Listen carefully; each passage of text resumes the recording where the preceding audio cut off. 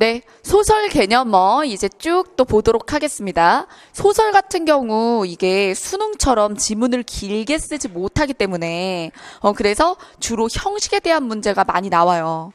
그래서 줄거리를 파악하라는 문제가 나오는 경우에는 낯선 작품을 줄 수밖에 없어요. 우리가 다 아는 흥부정 같은 걸 주고 줄거리 파악을 낼 수는 없잖아요. 그래요. 그래서 내용이 나오면 낯선 작품을 뚝 잘라가지고 주는 거고, 그리고 잘 알려진 작품을 낼 때는 주로 표현상의 특징, 시점 뭐 이런 것들을 많이 물어봅니다. 요즘에는 예전보다는 지문 길이를 좀 길게 내면서 문제를 2개씩 배치하는 이런 융통성도 좀 부리고 있어요. 물론 교육행정직이나 뭐 국회직이라든가 아니면 법원직이라든가 이런 경우에는 예전부터 그런 복합형 막 지문 길게 하고 문제 2-3개씩 나오는 유형들이 이미 나오고 있었어요.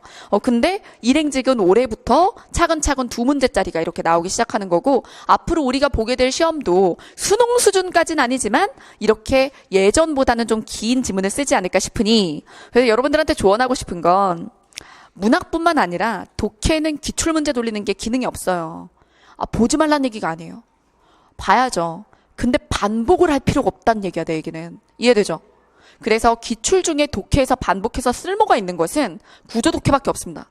그래서 전개 방식 배열, 배치, 접속어 이런 부분은 반복해도 좋아요. 그런데 그거 말고 내용 일치나 주제 찾기나 이런 것들은 답안이 기억나는데도 불구하고 기출을 반복해서 보는 건 그럴 만큼 심도 높고 문제가 좋지 않아. 자, 그래서 여러분들이 앞으로 보게 될 시험의 독해 수준이 더 높아요. 점점 어려워지고 있잖아요, 독해 문제가. 근데 계속 과거의 쉬운 문제들을 반복하는 건 좀 시간이 아까운 일이라고 볼 수 있어요. 그래서 올해 국가직 때 국가직에서 조금 이제 독해가 어렵게 나왔잖아요. 그래서 와르르 무너진 거예요, 기출만 본 사람들이. 그래서 독해는, 기출은 한 번을 잘 보면서 유형 분석을 잘 하세요. 유형 분석을 잘 하고 그 다음에는 오히려 강사들의 예상 문제들 이런 것들을 보는 거예요. 그래서 저는 제 우월한 독해 같은 경우는 기출 문제가 수록되어 있지 않아요. 맨 마지막에 서울시를 위한 지식국어 100제 빼고는 다 제출제 문제입니다. 그래서 기출문제 반복하는 거는 여러분 바로 작년에 나왔던 작품이 그대로 그 질문이 나오겠어요? 오히려 이렇게 문제은행식으로 낼 수가 없지. 문학은 최근 나왔던 작품을 그대로 유사 질문을 낼 수가 없단 말이야. 그래서 오히려 교과서 필수작 위주로 가고 최근에 EBS를 반영한 게 나아요. 자, 그럼 소설문학의 개념 한번 보도록 하겠습니다. 자, 인물의 개념. 작품 속에 등장하여 사건을 일으키고 진행하며 마무리하는 주제다. 자, 그래서 주제에 직결되는 가장 큰 게 인물이에요. 우리가 지문을 딱 봤을 때는 사람 잡는 게 제일 먼저 해야 될 일입니다. 그래서 사람을 잡고 그 사람의 마음을 따라다니는 거예요. 그래서 시에도 펜터치를 하시던데 나나 우리 잡고 그 사람의 감정의 밑줄, 긍정 부정이 명확할 때 플러스 마이너스, 이게 펜터치죠. 그럼 소설은 펜터치를 어떻게 해요? 똑같아요. 나는 안 나올 수도 있어요. 1인칭이 아니면 사람을 잡아요. 사람을 잡고 그 사람의 서술어에서 모든 동작을 잡는 건 아니고 감정이나 관계가 추론되는 것들의 펜터치, 이렇게 하는 거죠. 자, 그 다음 인물의 유형 보겠습니다. 인물의 유형에 이런 개념은 아셔야 돼요. 우리가 소설을 읽으면서 감정을 이입하고 응원하고 이렇게 하게 되는 건 주인공이죠. 그래서 우리 독자들이 감정이입하여 읽게 되는 주인공이 바로 주동입니다. 그리고 이들에게 역경이 되는 대상들, 자, 이들과 갈등 관계를 이루는 대상들이 반동인물이죠. 자, 그러면 예시를 하나 들면서 할까요? 춘향전이에요. 여러분, 춘향전의 주인공은 춘향과 몽룡이라고 볼게요. 춘향과 몽룡. 자, 그럼 반동인물은 변사또. 그럼 여러분, 변사또를 조연이라고 하시면 안 돼요. 변사또가 없으면 이 이야기는 성립이 되지 않습니다. 그럼 주요 인물에 누구도 들어가야 돼. 주요 인물에 변사또도 들어가야지. 그래서 반동인물도 주요 인물이에요. 그러면 누가 자 부차적 인물일까요? 주요 인물이 아닌 사람들 춘향전에서 월매, 그 다음 방자, 그 다음 향단이, 이들이 부차적 인물이 되는 겁니다. 자, 그 다음에 평면적 인물이라는 건 처음부터 끝까지 쭉 착한 흥부. 자, 그 다음 입체적 인물은 놀부는 개가천선합니다. 그러면 놀부는 변하죠.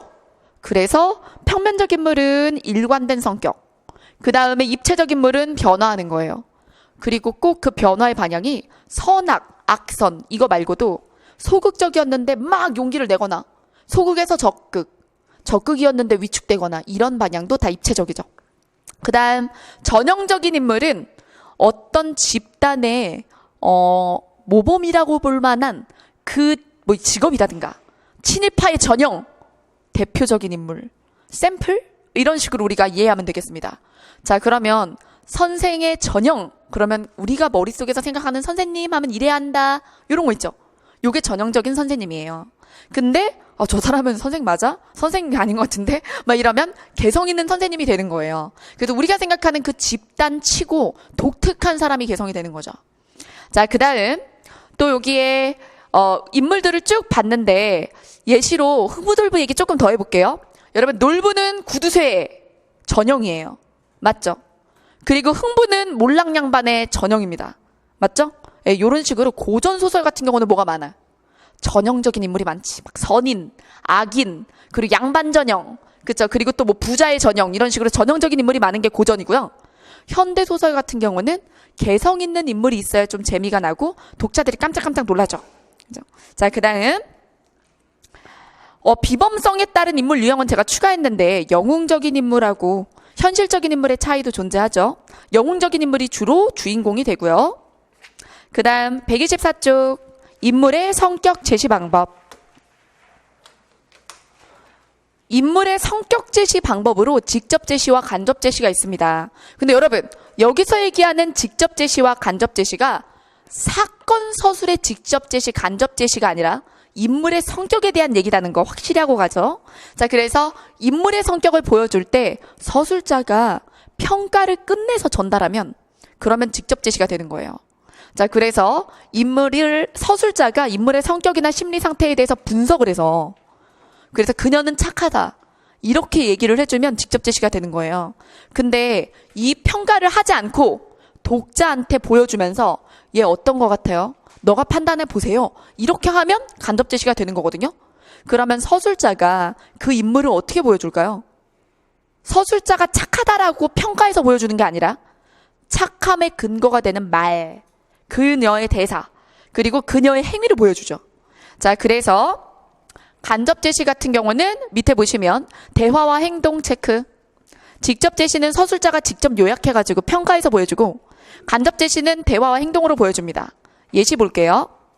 관촌수필이라는 소설이 있는데 여기 옹점이라는 여자아이가 나옵니다. 옹점이는 마음씨가 너그럽고 착한 아이였다 라고 서술자가 평가해서 전달했어요. 그럼 우리 이제 이걸 믿어야죠, 이제. 자, 근데 간접 제시는 인물에 대한 평가를 독자에게 맡기면서 대화와 행동으로 보여주죠. 그래서 이것을 극적으로 보여준다. 장면적으로 보여준다. 그 다음에 쇼잉, 보여주기라고 말하죠. 그러면 반대 개념으로 뭐가 있어요? 분석적, 뭐 해설적, 텔링, 말하기 이렇게 얘기하죠. 그리고 여러분, 그녀는 착하다랑 그녀가 이런 말도 하고 이런 행동도 했어요 중에 뭐가 더 간략해요? 착하다.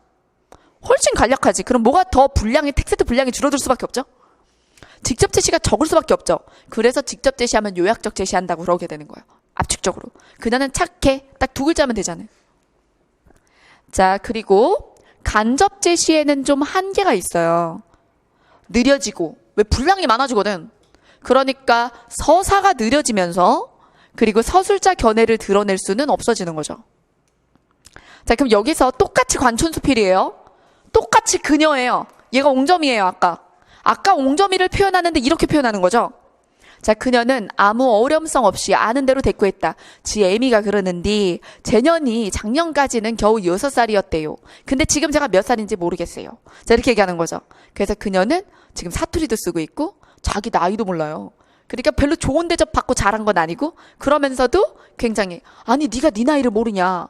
얘 어떤 사람은 7이라고 하고 또 어떤 사람은 하나 먹었으니까 5살이라고도 하거든요. 이러면서 그러니까 그녀는 되게 잘 사는 집애도 아니고 그리고 자기 나이 따위는 별로 신경도 안 쓰는 되게 낙천적인 아이일 수도 있고 이런 생각을 우리가 막 하게 되는 거죠. 자, 그 다음 갈등 쪽으로 가겠습니다. 소설의 갈등이 주제를 만들게 되죠. 근데 갈등 주인공이 누구예요? 주체. 갈등의 주체 인물이요. 인물이 없으면 갈등이 안 생기고 갈등이 없으면 사건이 없습니다. 자, 그럼 인물들이 겪게 되는 내면의 혼란, 그리고 내면의 혼란의 동기가 외부가 될 수 있는 거예요. 그래서 사회적 개념어 갈등과는 좀 달라요. 사회적 개념어의 갈등은 이걸 살까 말까, 이 회에 들어갈까 말까, 합류할까 말까, 이런 망설임? 이 망설임을 갈등이라고 생각을 하잖아요. 그리고 소설도 갈등이 그렇게 생기겠지만 이게 꼭 양가 감정의 선택에서만 생기는 건 아니고 그냥 바깥에서 뺨을 딱 맞고 들어와서 기분이 나쁜 거야. 이것도 갈등이야. 이해됐죠? 자, 인생에서 벌어지기 힘든 일이지만, 그러니 꼭 내면의 망설임만이 아닙니다. 외부 자극 때문에 생길 수도 있는 부정적인 감정들, 부정적인 모든 감정의 갈등이에요. 좀 크게 쓰셔야 돼요, 문학에서는. 자, 그다음 사건에 필연적으로 필요하죠. 안 그러면 사건이 생기지 않아요. 자, 그럼 갈등의 유형 보겠습니다. 내적 갈등과 외적 갈등으로 일단 크게 나눕니다. 그리고 외적 갈등도 인물 대 인물, 이걸 개인 대 개인이라고도 해요. 그 다음에 인물과 사회, 개인 대 사회라고도 해요. 그 다음 인물 대 운명, 개인 대 운명이라고도 하고, 그리고 인물과 자연, 천재지변 같은 거. 자, 이렇게 나누는데, 자, 그럼 대표적인 작품들을 언급하면서 얘기를 해보도록 하죠. 이게 있잖아요. 그래서 개념어가 사실 뒤에 있는 교과서 필수작 하기 전에 보는 것에 효용이 있고, 또 교과서 필수작을 정리하고 나서 또 보면 또 좋아. 지금 여기에 우월한 독해 수업을 듣고 듣는 사람도 있고, 듣기 전에 듣는 사람도 있을 거예요. 제일 좋은 건 두 번 듣는 거죠. 자, 왜냐하면 뒤에 문제 풀어야 된단 말이에요. 근데 여기 나오는 개념어들이 계속 나와요. 그러니까 이론을 듣고 문제를 풀면 좀 더 수월하겠지. 그러면서 훈련하게 되는 거죠, 배운 거를. 근데 또 작품을 좀 알면 지금 이 수업을 들을 때 내가 아는 작품들을 떠올리면서 듣기가 좋아요. 그렇죠? 자, 어때요? 설득이 좀 됐어요? 어떻게 두 번 들을 마음이 들었어요? 자, 어쨌든 그래서 이거는 시간차를 두고 한 2달 정도 간격을 두고 이렇게 반복해서 듣는 것도 좋은 수업이라고 생각해요. 그래서 이제 제 합격자들 보면 제가 무료 특강으로 올린 것들의 속성이 있어요. 제가 무료 특강으로 어떤 강의들을 올리는 것 같아요? 왜 올리는 것 같아요? 홍보용이요? 여러분, 홍보용 강의로 찍을 때는 풀어야 되는 썰이 있어요. 제가 근데 그런 편은 아니잖아. 그리고 막 이렇게 해야지, 홍보용 강의는. 자, 맛만 보여줘야지. 살짝 하고 그 다음은 자, 유료 강의에서 뭐 이렇게 해야 되는 거 아니야? 그쵸? 근데 나는 제 무료 강의 들어본 사람들은 알겠지만 누가 그런다며 뭐 이유진 강의는 무료 강의가 더 좋다. 유료 강의 안 들어본 애잖아. 그쵸? 어쨌든 근데 그런 얘기도 한다는데 난 그게 욕이 아니라고 생각해. 왜냐하면 무료 강의에서 다 해준다 뭐 이런 얘기잖아요. 근데 사실은 이거예요. 맥락을 만들어주는 거는 큰 커리큘럼에서 하죠. 근데 반복해야 되는 구간이 있어요. 문학에서 선지 개념어. 반복해야 돼. 계속 헷갈릴 수 있거든. 그래서 짬짬이 다시 이렇게 반복하는 게 좋고, 그 다음에 어문 규정. 반복 테스트잖아요. 그리고 한자 막 이런 거 있잖아요. 그래서 결국에 이게 한시적인 기간 듣고 마는 게 아니라 분기별로 까먹을까봐 반복해야 되는 것들을 저 무료에 올려요. 그래서 오히려 제 수강생들을 위해서 무료 특강 올리는 거예요. 그래서 막 선생님 유료 강좌에서 했던 거 무료 특강으로 또 해주시면 어떡해요? 이러면 안 돼. 여러분들 반복하라고, 기간 한정 없이 반복하라고 올리는 거거든? 아시겠죠? 자, 여기서 이런 작품을 알면 더 이해가 될 텐데 싶어요. 자, 보겠습니다. 여기 내적 갈등은 오상원의 모반인데, 오상원의 모반이라는 작품은 이 사람이 이제 일제에 저항하는 단체에 소속된 사람이에요. 근데 어머니가 임종을 맞이하고 있습니다. 어머니의 마지막 밤을 지켜드리고 싶은데 누군가를 암살하러 나가야 돼요. 그 갈등이에요. 어머니는 내가 옆에 있길 바랍니다. 그래서 나라는 개인의 인간으로서는 지금 어머니 옆에 있어드리고 싶어요. 근데 대의를 위해서는 나가야 되거든. 그래서 그 갈등 상황이 되게 면밀하게 묘사가 되어 있어요. 물론 이 사람이 일제강점기를 살지 않았다면 없었을 갈등이겠죠. 크게 보면 개인 대 사회의 갈등이라고도 볼 수 있어요. 그 시대를 사는 사람이라 벌어진 일이니까. 하지만 딱 잘려서 지문에 나왔을 때 이 사람이 나갈까 말까 이러고 있잖아. 그러면 이거는 뭐가 더 두드러지지? 내적 갈등이 두드러지는 거지. 나갈까 말까잖아. 그쵸? 근데 이거를 메타적으로 바깥에서 보면서 이 사람이 나갈까 말까 하게 되는 것은 일제강점기이기 때문에 얘가 이제 암살 단체에 들어가서 이렇게 하면 피곤해지는 거지. 엄마의 엄마 찾기 하고 있는 거 아니에요. 그래서 자, 출제자가 묻는 대로 대답을 하셔야 돼요. 작품을 이용해서 출제자가 문제를 내는 거예요. 여러분, 우리가 시험을 볼 때는 2명을 생각해야 되는데 하나는 작품을 쓴 작가고요. 하나는 이걸 가공해서 문제를 낸 출제자예요. 작가는 내게 도움이 되죠. 하지만 묻는 말에 대답해야 되는 사람은 누구? 출제자가 묻는 말에 대답을 하세요. 아시겠죠? 자, 그거 되게 중요한 내게요, 이거. 비문학도 마찬가지야. 그죠? 이 글을 왜 썼을까도 되게 중요한데 그건 주제에서 중요한 거예요. 근데 내용일치라든가 전제 추론이나 비판 추론 같은 경우는 그 원전을 어떻게 잘라서 내느냐에 따라서 답안이 계속 달라지는 거지. 그죠? 자, 그래서 자, 이 오상원의 모반에 어머니의 마지막 밤을 지켜드릴까 내가 나갈까 이 부분은 내적 갈등이죠. 자, 그 다음 인물 대 인물의 갈등에 제가 김유정의 본봄을 써놓았습니다. 자, 김유정의 본봄은 어떤 내용이냐면 자, 대를 싸위로 들어갔는데 3년을 일하면 딸을 주겠다고 했거든요. 근데 이놈의 장인님이 딸을 안 줘.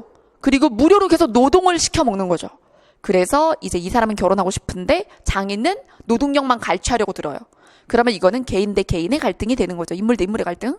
자, 그 다음 인물 대 사회의 갈등은 흔히 얘랑 헷갈릴 수 있어요.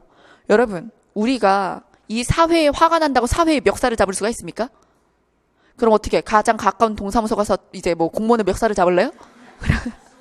그러니까 막 그러면서 막 대한민국 왜 이래 그래서 화가 나. 대한민국의 멱살을 잡을 수가 있냐고. 대한민국은 실체가 없잖아. 그렇죠? 자, 그래서 인물 대 사회의 갈등이라고 했을 때 사회는 어떻게 그려질까요? 결국에 이 사회를 보여주는 전형적인 인물이 나와요. 그래서 사회는 전형적 인물로 드러납니다.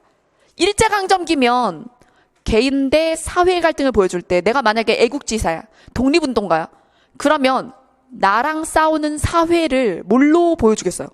순사, 친일파 이렇게 보여주겠죠. 맞죠? 일본인 이렇게 보여준다고. 그러면 이걸 가지고 선생님 순사도 개인이잖아요. 이러면 안 돼요. 그 사람은 그 개인으로서 의미를 가지는 게 아니라 일제로 들어가는 거거든. 그래서 사회를 표현하는 전형적 인물이 맡아서 싸우는 거예요. 자, 그래서 개인 대 사회라고 할 때 사회는 전형적인 인물로 나옵니다. 자, 그 다음 그래서 허균의 홍길동전 보면 어떨까요? 허균의 홍길동전. 홍길동이 사회랑 싸우는데 어떤 사회예요? 호부 호영이 안 되는. 그래서 호부 호영이 안 되니까 아버지나 형이 호부 호영을 허락하지 않는 거잖아요. 그러면 가족과 갈등하고 그리고 가족 중에 이 홍길동을 암살하려는 기생첩도 있고 그래서 그들이 다 홍길동의 대적자인데 그것이 사회가 되는 거죠. 자, 그 다음 인물과 운명 김동리의 역마입니다. 여기 주인공인 성기는 이 남자 주인공은 어떠하냐면 역마살을 타고났어요. 역마살이라는 거는 평생 싸돌아다닌 팔자예요. 한 군데 못 사는 거죠. 근데 사랑에 빠져서 결혼을 하고 정착을 하려 했는데 알고 보니 이모인. 그쵸? 자, 기억났지? 그죠? 그래서 알고 보니 이모인 거예요. 그래서 결국에 이별하게 되는 거죠. 그래서 엿장수 되잖아요? 자, 그래서 이게 개인과 운명의 갈등, 운명에 순응하는 결말을 맞이하는 소설이고요. 그래서 개인 대 운명의 갈등은 작품 자체가 좀 희귀해요. 그래서 역마나 아니면 무녀도 이렇게 어머니가 무당으로 나오는 그 소설 요 정도거든요. 그래서 교과서에서 나온 대표작 작품이 역마인 거예요. 그 다음 인물과 자연의 갈등이라고 했는데 이거 사하총 같은 경우는 인물과 자연의 갈등 그리고 인물 대 사회의 갈등 양쪽에 들어갈 수 있어요. 절 아래 있는 마을이라는 이름을 가진 이 소설은 엄청나게 가문 어떤 해의 이야기입니다. 가물어서 소장농들이 다 싹 굶어 죽게 생긴 거죠. 그래서 지주인 절 땅이에요, 절 땅. 그래서 지주인 절에 좀 도지를 감면해 달라고 애청을 하는데 이 또 절이 친이라는 절이에요. 그래서 이게 개인 대 사회의 갈등과 개인 대 자연의 갈등을 둘 다 가지고 있는 소설이죠. 그러면 얘를 굳이 이쪽 포인트로 문제를 내겠어요? 근데 우리는 배우긴 해야죠. 배우긴 하지만 문제로 나올 때는 주로 이게 내적 갈등이냐 아니면 인물 대 인물이냐 인물 대 사회냐 그리고 여기까지? 그래서 여러분들 가진 기본서에 이 개인 대 자연은 없는 경우들도 많을 거예요. 왜? 출제되기 어려우니까. 그래서 여기까지가 중요해요. 자, 그 다음 갈등의 유형 보세요. 표로 제가 만들어놨어요. 내적 갈등 중간에 두고 외적 갈등의 요소들. 그 다음 갈등의 기능 보겠습니다. 갈등의 기능. 사건 전개의 필연성을 부여하고 갈등의 해결 과정을 통해 주제를 드러내게 하고 내적 외적 관계를 드러낸다. 자, 그 다음 서술 방식의 효과 보겠습니다. 서술 방식의 효과. 서술 방식. 서술과 서사의 개념 차이부터 볼게요. 알아두게 보세요. 서술이나 서사 모두 사건을 전개하는 것이다. 근데 서술은 인물, 사건, 배경 등의 요소와 관련돼서 설명하는 것이고, 설명 동그라미. 서술자가 직접 제시하는 것이죠. 서술자가 직접 제시. 이에 비해 서사는 무슨 일이 일어났는가에 초점을 두고 전개하고, 시간, 움직임, 의미, 3요소가 충족이 되는 것으로 직접 제시도 가능하고 간접 제시도 가능해서, 그래서 둘은 대립 개념을 하기보다는 서사를 위해서 서술을 선택할 수도 있고 묘사를 선택할 수도 있는 거예요. 서사를 전달하기 위해서 서술하거나 아니면 그려줄 수 있는 거죠. 자, 그럼 127쪽 보세요. 장면 제시와 요약적 제시. 이거랑 인물 제시랑 조금 헷갈릴 수 있는데, 인물의 성격을 보여줄 때 어떻게 보여주는 하는 아까 한 거예요. 이건 이제 사건이에요. 사건을 보여줄 때 어떻게 보여주느냐예요. 자, 그러면 사건을 보여줄 때 보여주기 하면 역시 인물의 행동이나 움직임 같은 걸 보여주는 거예요. 사건도 희곡처럼 보여주는 거죠. 희곡처럼. 그래서 서술자가 관찰한 장면을, 이 말 중요하네, 관찰한 장면을 그대로 보여준다. 인물의 대화나 행동이 그대로 제시된다. 그래서 이런 걸 우리가 묘사라고 하죠. 대화 묘사, 행동 묘사. 이거 묘사라고 하면 배경 묘사만 묘사라고 생각하던데 아니에요. 대화도 묘사되고 행동도 묘사될 수 있죠. 자, 그래서 밑에 보면 봄봄 나왔어요. 아까 봄봄 얘기했죠. 대릴 사이로 들어갔는데 결혼을 안 시켜준다고. 그래서 둘이 대화하면서 막 싸우죠. 지금 장인과 사이의 싸움이 묘사되어 있습니다. 자, 요약적 말하기는 서술자가 사건들을 단시간에 압축해서 서술하는 것으로 팍 줄일 수 있어요. 예를 들어 아까 위에 있던 장면을, 자, 나와 장인님은 싸웠다. 오, 한 줄이야. 이해됐죠? 팍 줄어들잖아. 자, 그래서 여기 보면 이제 내가 여기 와서 돈 한 푼 안 받고 일한 지가 3년 되고 7달. 그러면 여러분 3년 7달을 한마디로 줄였어요. 돈 안 받고 일함. 핵심적이죠? 네. 그 다음에 점순이가 어리니까 더 자라야 한다고 핑계대면서 결혼 안 시켜줌. 그럼 이렇게 거절당한 게 한두 번이 아니겠죠? 확 압축해서 지난 날을 보여주는 거죠. 그러면 요약적 제시가 되는 겁니다. 자, 그 다음 서사, 묘사, 대화. 자, 그래서 서사는 서술자가 인물, 사건, 배경 등에 대해서 설명하는 방식이다. 설명 동그라미, 거기다 서술이라고 써주세요. 서술. 빨라져요. 그래서 직접 제시. 그 다음에 묘사. 인물의 생김새, 공간적 배경 등을 그릴 수도 있고 심지어 사건도 묘사 가능합니다. 그래서 이건 간접. 대화도 간접. 그래서 서사가 가장 빠르게 진행이 되고 묘사와 대화할 때 느려집니다. 서사가. 자, 그 다음 서술자의 개입 보겠습니다. 서술자의 개입은 같은 말로 뭐라고도 하냐면 서술자가 편집자예요. 편집자. 그리고 개입은 논평이랑 같은 말이에요. 그래서 서술자의 개입, 서술자의 논평, 편집자의 개입, 편집자의 논평 이렇게 말하죠. 여기서 얘기하는 서술자는 작가랑 같은 말은 아니에요. 작가가 반영될 수 있지만 아까 시 속의 시인이 아닌 화자처럼 이 소설에서 전달해주는 자이긴 하지만 작가랑 똑같이 생각하시면 안 됩니다. 자, 그리고 뭐 1인칭도 있고 3인칭도 있고 그러하죠. 그래서 시점도 배우게 될 거예요. 자, 그러면 서술자의 개입이라는 표현을 쓸 때는 3인칭의 동그라미. 이 얘기는 서술자가 작품 속 인물들 중 하나면 안 돼요. 바깥에서 무슨 역할만 하는 자여야 돼. 전달자. 그래서 사건에 개입하지 않고 원래는 바깥에서 관찰한 거 얘기만 해줘야 되거든요. 근데 작품의 내용에 대해 자신의 주관적인 태도를, 주관적의 물결 드러내는 거죠. 그래서 인물을 평가하거나 사건을 평가하거나 아니면 사건에서 좀 벗어난 다른 얘기를 하는 거죠. 자, 그래서 인물에 대한 감정을 드러내는 경우를 먼저 보도록 할게요. 자, 여기 보면 인연왕후전입니다. 인연왕후전에서 보면 맨 마지막 줄에 일국의 신민이 누가 아니 기쁘게 여기지 아니하리요. 이게 뭐예요? 서리법이면서도, 물론 서리법이나 이런 건 주로 시에서 표현 기법을 물어볼 때 물어보는 거죠. 근데 이거 서리적 표현으로 어떻게 했어요? 모두가 기뻐하였다. 이거를 전달하는 거죠.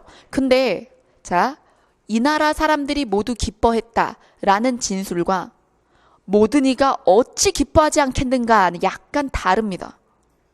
자, 이거는 여기에 뭐가 포함돼요? 모든 나라의 사람들이 기뻐했다에다가 뭘 덧대는 거죠? 안 기뻐하면 이상한 애다. 이거 아니에요. 그렇죠? 그러니까 서술자가 내가 봐도 이거 당연히 기쁠 수밖에 없어 라는 찬성일세 이게 들어있는 거예요. 그래서 서술자가 주관적으로 전달하는 거예요. 국민들이 모두 기뻐했다가 아닙니다. 이거 기뻐하지 않을 수가 있어? 이거거든. 당연히 기뻐했다. 그래서 주관성이 드러나는 거죠. 그래서 인물에 대한 감정, 누구에 대한? 인현왕후에 대한 연민과 응원이 드러났다고 봐야죠. 여러분, 문학에서 표현상의 특징 문제는 그래서 지문을 쭉 읽고 내용을 싹 이해했어요. 근데 선택지를 봤더니, 선택지가 1, 2, 3, 4번이죠? 선택지를 봤더니 서술자의 개입이 있다 이렇게 돼 있는 거예요. 그러면 어떻게 해야 되게요? 다시 읽어야 돼. 그래 안 그래요? 단 한 줄 나올 수도 있어. 그것 때문에 지문을 다시 읽게 되는 봉변 발생. 그쵸? 그래서 우리가 문제를 풀 때 사실 이거는 이론 수업이지 문풀 수업이 아니라서 제가 문제풀이 테크닉은 얘기하지 않고 있습니다만 표현상의 특징 문제라는 걸 먼저 인지하셨다면 선지를 먼저 보고 지문에 들어가셔야 됩니다. 선지에 4개의 개념이 있겠죠? 4개의 개념들을 먼저 본 다음에 지문에 들어가서 그 아까 전에 봤던 4가지 개념과 직결되는 부분에는 밑줄 그으면서 바로바로 확인하셔야 돼요.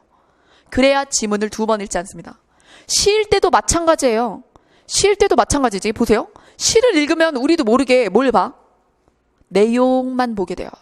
이게 무슨 의미지? 그러면서 주제가 뭐지? 이러게 되는데 그래서 시를 이해했다라고 하고 선지를 봤더니 주제를 안 물어봐. 그냥 표특만 물어봐. 무슨 법 있어? 무슨 법 있어? 무슨 법 있어? 계속 이러는 거야. 그 우리가 사실 주제 파악하는데 쓴 시간은 필요가 있었어요? 없었어요? 없었죠? 이건 수능이 아니야. 수능은 시를 가지고 내용도 묻고 표특도 묻고 막 이래요. 근데 공시는 한 지문 한 문제. 요즘에 복합 유형이 나온다고 해도 아직은 한 지문 한 문제가 많아. 그러면 이게 표현을 물어보는데 주제 분석을 왜 하는 건데? 그래 안 그래요? 그러니까 묻지도 않는 것에 시간을 왜 쓰냐고요. 그래서 발문 유형에 맞는 테크닉이 필요한 거죠. 자, 그래서 인물에 대한 감정, 누구에 대한? 왕후. 인현왕후에 대한 어떤 태도? 당연히 기뻐야지 보기하셨는데 라는 태도가 있다. 자, 그 다음 주관적인 판단이 드러나는 경우. 자, 여기 보면 이문열의 금시조입니다. 자, 여기에 반발한 것이다라고 했어요? 것이리라라고 했어요? 것이리라. 이거는 확정이에요? 추측이에요? 추측이죠? 그래서 3인칭이 이들이 아마도 그래서 이랬을 거야 라고 얘기를 하는 거예요. 그럼 이거는 주관적 판단이에요. 추측이거나 평가를 하거나. 그래서 이거는 이 서술자의 개입이 되는 겁니다. 자, 그리고 옆에 날개에다가 이것도 써주세요.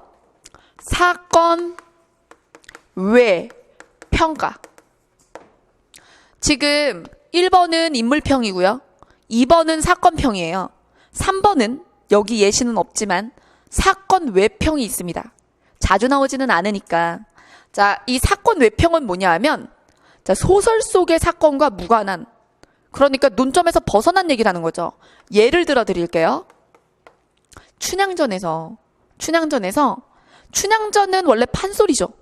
판소리가 소설이 됐단 말이에요. 옥중가 부분에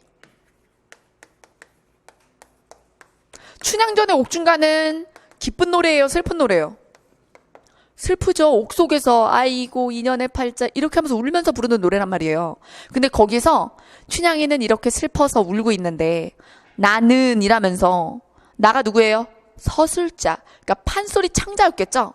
나는 사실 어제 결혼해가지고 너무 기분이 좋아 이런 얘기만 나와요.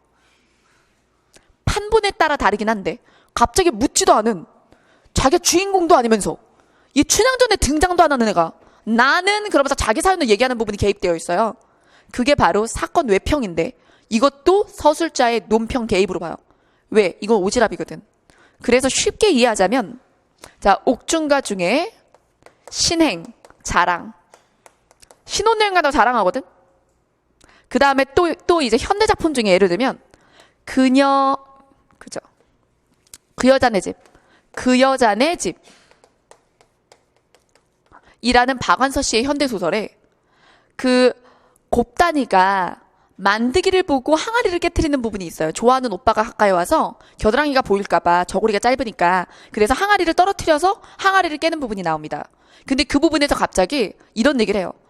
지금이랑 달리 옛날에는 여자의 겨드랑이, 가슴 이런 게 별로 야한 개념이 아니었다. 그러면서 예전에는 그냥 아이의 그냥 밥이었다는 거지. 그쵸? 그래서 아무 데서나 저고리 고름을 풀고 아이에게 젖을 먹였기 때문에 그래서 그때는 저고리 사이로 뭐 그런 거 보이는 게 별거 아니었는데 곱단이가 만드기 보고 그렇게 화들짝 놀랐다는 것은 아주 유별나게 생각했다는 거다. 만드기를. 곱단이가 만드기를 좋아한 것이다라는 근거를 들기 위해서 요즘 현대사회에서의 성적 개념과 그리고 그때 당시에 여성의 개념을 이렇게 대조하는 부분이 나와요. 사실 그 얘기 안 해도 되죠. 그게 곱단이 만드기 에피소드랑 무슨 상관이에요? 근데 그거는 사건 외적인 얘기를 첨언을 한 거죠. 그래서 그 여자네 집에 곱단이의 스토리. 그쪽에 뭐가 있다고? 현대사회의 성적 개념과 그때 당시 성적 개념에 대한 이야기가 나온다. 곱단이 방구리 깨트리는 에피소드.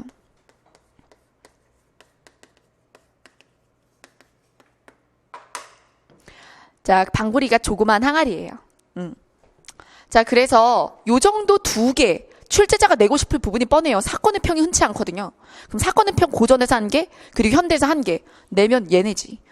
어쨌든, 자, 이렇게 세 가지인데, 이 세 가지의 공통점이 뭐예요, 여러분? 편집자적 논평은 자주 나오니까 중요해요. 원래 서술자가 하는 일이 아니라는 거예요.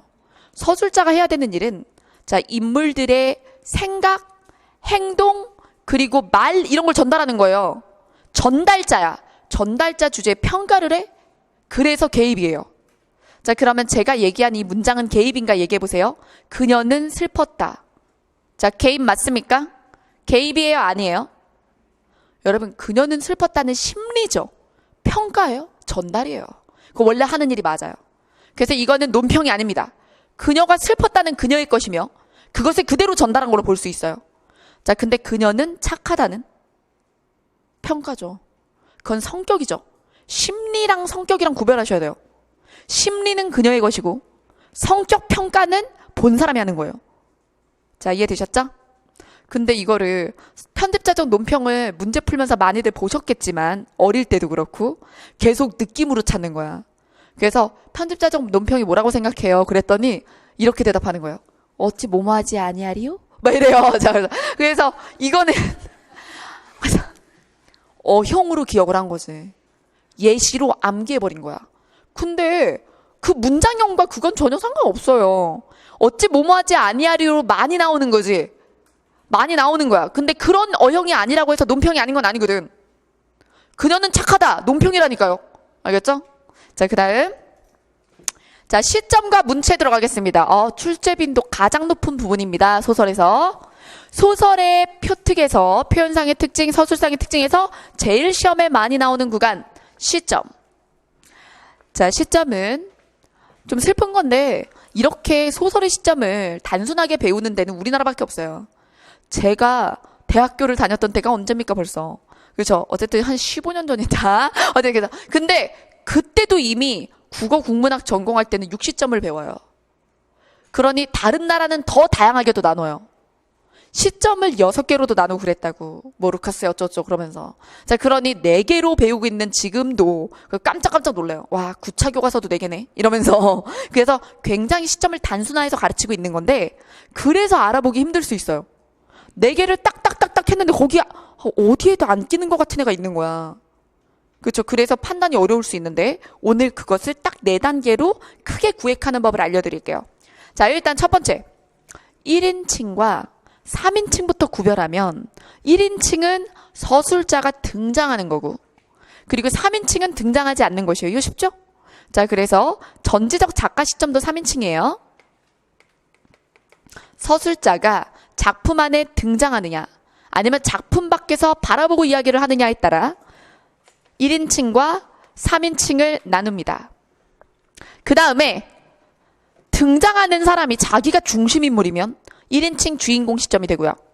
그리고 자기가 또 그 소설 속의 다른 인물을 바라보고 얘기하고 있으면 1인칭 관찰자라고 합니다. 자, 그 다음 이걸 주관객관으로 나눌 수도 있겠죠. 왜? 내 얘기 내가 하면 굉장히 주관적이죠. 근데 내가 남을 관찰해서 얘기하면 얘보다는 상대적으로 객관적일 수밖에 없어요. 그리고 내가 관찰을 하기 때문에 확언형으로 진술하게 될까요? 추측형 진술을 많이 할까요? 추측형 진술을 많이 하게 되죠. 그러니 명확한 진술이 어려워진다는 점이 1인칭 관찰자의 한계가 되는 거예요. 자, 그 다음 작품 밖에 있는 애들 중에 3인칭 전지적 작가면 전지적이 전지전능이야. 자, 그럼 전지 모든 걸 다 알아. 작가거든. 그래서 작가가 서술자를 하기 때문에 다 알아요. 근데 다 안다고 해서 모든 걸 다 말해주는 건 아니에요. 그래서 3인칭 전지적 작가가 A, B, C 인물에 대해서 평등하게 고루고루 마음속을 얘기를 해주면 그냥 3인칭 전지적 작가인데, 대부분의 작가들은 3인칭 전지적 작가임에도 불구하고 한 사람의 초점을 만들어요. 한 사람의 초점을 만들고 나머지 인물들을 보게 만들죠. 그래서 카메라가 집중하는 인물이 존재한다는 거예요. 그래서 이것을 다른 말론 카메라 기법이라고도 하고요. 근데 시험지 위에 올라올 땐 이걸 제한적 시점이라고 합니다. 3인칭 전지적 작가의 제한적 시점. 그리고 초점화된 인물이 있다. 이런 식으로도 얘기를 하죠. 그래서 예를 들어 3대라는 작품을 보면 조이관, 조상훈, 조덕기, 할아버지, 그리고 아버지, 아들 이렇게 3대가 나오는데 거기서 초점 인물은 덕기, 손자입니다. 손자 입장에서 할아버지와 아버지에 대해서 얘기하게 되는 거죠. 근데 그때도 나라고 하진 않아요. 덕기는 이렇게 얘기를 한단 말이에요. 3인칭인데 덕기 중심으로 얘기를 하는 거예요. 자, 그 다음 3인칭 관찰자 시점은 우리나라에서 가장 발달하지 못한 소설 파트예요. 추리라고 생각하시면 됩니다. 3인칭 작가인데 인물 속 마음을 얘기를 안 해줘. 인물 마음속을. 인물의 마음속을 얘기를 안 해주고 행동, 대사 이런 것들만 전달하는 거예요. 추리물을 딱 떠올리시면 돼요. 추리물. 근데 그러면 얘는 신경 안 써도 돼요? 우리나라 추리소설은 교과서에 없는 것 같은데? 이렇게 얘기하면 안 되는 것이 추리. 3인칭 전지적 작가도 계속 다 명백히 밝혀주는 게 아니에요. 어디를 오리느냐. 출제자가 어떤 파트를 오리느냐에 따라서 관찰자일 수 있단 말이에요. 그래 안 그래요? 내가 지금 문제를 풀려고 본 구간에 인물의 심리가 하나도 없는 거야. 계속 대사만 치고 계속 행동만 해. 그러면 3인칭 작가 관찰자라고 해야 돼요. 그렇다면. 인물의 심리 전달이 없으면. 이해되시죠? 그래서 작품을 통으로 시점을 외우는 건 진짜 무식한 공부법이에요. 그러면 안 돼요. 그래서 나는 내 책의 시점 부분은 시점이 되게 일관적으로 진술되지 않은 것은 시점 빼버려. 그래서 제 우월한 독해 보면 선생님 이 책에는 시점이 없어요. 없어야 되니까. 이 어떤 작품에는 시점이 나와 있어. 어떤 작품엔 내가 시점을 감췄다고. 왜? 부분 다르니까. 그쵸? 자, 그 다음. 그럼 1인칭 주인공 시점의 특징들 보겠습니다. 예시도 보고요. 1인칭 주인공 시점은 주인공 나 1인칭이 나오고 자신의 이야기를 합니다. 얘가 주인공이에요. 내가 내 사정을 얘기하다 보니까 많은 정보를 줄 수 있는데 되게 주관적이에요. 거짓말할 수도 있고 합리화가 엄청 그저 강할 수도 있죠. 자, 그래서 주관적이에요. 박완서 씨의 나목을 보면 나는 또한 내가 그 나목의 곁을 잠깐 스쳐 지나간 여인이었다는 걸 부질없이 피곤한 심신을 달랠 녹음을 기대하며 그 옆을 서성댄 철없는 여인이었음을 깨닫는다. 과거에 좋아했던 남자가 있는데 그 남자를 나목으로 표현한 거예요. 나목이 겨울잠 자는 나무야. 그러면 이 겨울잠 자는 나무 같은 그의 옆을 서성거리며 그가 날 케어해주길 바랐던 철없는 여자였다 나는. 그러니까 자기가 자기 과거의 사랑을 평가하고 있어요. 주관적이죠. 자, 그 다음 나름 객관적이려고 노력하겠지만 내가 나를 평가하는데 그게 되게 객관적일 수가 없잖아요. 자, 그 다음 1인칭 관찰자. 주변 인물인 내가 주인공의 이야기를 서술한다 라고 했습니다. 자, 그러면 여기선 원미동 시인이라는 소설이 나와 있습니다. 나야 동그라미.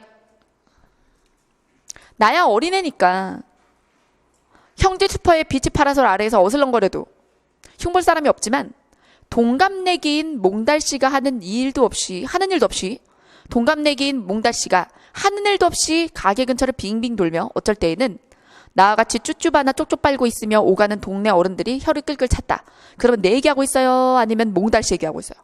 예, 몽달씨를 내가 바라보면서 동네 사람들이 이 사람에 대해서 이랬다 저랬다 이렇게 얘기하는 거죠. 전달하죠. 그래서 나도 등장하고 몽달씨도 이게 등장을 하는데, 근데 몽달씨에 대해서 지금 전달하고 있는 거예요. 그래서 여기서 사실 주인공은 몽달씨예요. 근데 내가 관찰자인 거죠. 자, 그러면 1인칭 관찰자는 어떠하다? 서술 범위와 대상이 그로 한정이 되고 관찰자를 누구로 선택하느냐에 따라서 분위기나 태도가 달라지며 추측형 진술이 많을 수밖에. 객관적이긴 하지만 그만큼 완전한 정보가 모자라지는 거죠. 자, 알아두기 보겠습니다. 알아두기에 보면 믿을 수 없는 화자라는 개념이 나오는데요. 이게 신빙성 없는 화자라고도 하고, 그 이유는 여러 가지가 있어요. 멍청할 때, 어릴 때 등이 있습니다. 아니면 그 사건에 대해서 정확히 모르는 자. 자, 그래서 예를 들면 사랑 손님과 어머니에 보면 오키가 나와요. 자, 컬투쇼 때문에 아는 거예요? 자, 그래서 오키가, 자, 뭐 아저씨는 무슨 반찬을 제일 좋아하고 했던 그 오키 있잖아요. 어린아이가 엄마랑 하수곤 아저씨의 사랑을 보기 때문에 눈치를 못 채는 거죠. 그러면 이 아이는 어리기 때문에 엄마와 죽은 아버지의 친구인 하숙하는 아저씨 사이에 그 미묘한 기류를 제대로 읽지 못합니다. 그래서 뭐라고 진술하냐면 엄마는 괜시리 화를 냈다. 뭐 이런 식으로 얘기를 한다고. 그러면 이거는 오키는 어린 화자라 믿을 수가 없어요. 그럼 우리가 나름대로 추측을 해야 돼. 그러면 독자가 능동적으로 움직이게 되죠. 아, 좀 더 증거를 찾아보자. 이렇게. 오키가 하는 말만 들어서는 모르니까. 자, 그 다음에 또 좀 어리석은 서술자들이 있습니다. 어리석은 주인공들. 자, 아까 장인이 결혼을 안 시켜준 대릴사위도 있었죠. 그 대릴사위는 나중에 장인이 또 거짓말하는 걸 믿어요. 야, 올해는 진짜 결혼시켜줄게. 그걸 믿어. 그럼 우리 독자들은 무슨 생각을 해? 아, 야, 그치? 얘 또 속아 넘어가면 안 되죠. 이번에 결판을 봐야 되는데 또 속잖아. 그러면 답답해. 이렇게 되죠. 이거 소설가가 노린 거란 말이지. 자, 그래서 멍청하거나 어리거나 이런 존재자들이 서술자를 맡으면 또 나름의 미학이 생겨요. 자, 그 다음 전지적 작가 시점 가겠습니다. 전지적 작가 시점은 모든 것을 다 알고 있는 전지, 모든 걸 다 안다. 작가에 거의 부합하는 서술자입니다. 자, 그래서 모든 인물을 평등하게 마음속을 다 얘기해 줄 수가 있어요. 근데 한 사람한테 초점을 모으면 어떻게 된다고? 제한적 시점이 되는 겁니다. 자, 그러면 여기 박완서의 이별의 김포공항을 보죠. 소녀는 노파의 이런 연민을 읽자 가슴이 답답해지며 어떤 절망에 빠진다. 여러분, 이거는 소녀의 성격을 평가한 거예요? 아니면 심리를 전달한 거예요? 심리 전달이죠? 그러니까 서술자가 원래 해야 되는 일이 맞고, 이거 논평 아니지? 근데 소설의 마음속을 어떻게 알았지? 전지전능하니까. 그죠? 작가니까. 이렇게 보시면 돼요. 자, 그래서 소녀에 대해서 이렇게 얘기했어요. 그 다음 3인칭 관찰자. 관찰자는 모른다 그랬어요. 알고도 말을 안 해주거나. 자, 그래서 서술자가 외부 관찰자의 입장에서 객관적인 태도 밑줄 관찰합니다. 극적이고 라는 게 드라마틱이 아니고요. 쇼잉한다고. 보여주고 객관적으로 보여주는 입장이다. 자, 그래서 여기 금 따는 콩밭을 보겠습니다. 영식이가 살기 띈 시선으로 고개를 돌렸다. 여러분, 살기 띈 시선은 주관적으로 보지 마시고 누가 봐도 무서운 눈빛으로 쳐다본 거예요.